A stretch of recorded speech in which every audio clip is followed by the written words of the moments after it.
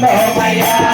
18ஆம் பணிநாடு பகவான வேண்டிக்கு கற்பூர தேவதான வந்தோமையா கற்பூர ஜோதிகளை கண்டோமையா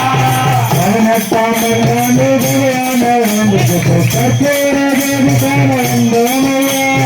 கற்பூர ஜோதிகளை கண்டோமையா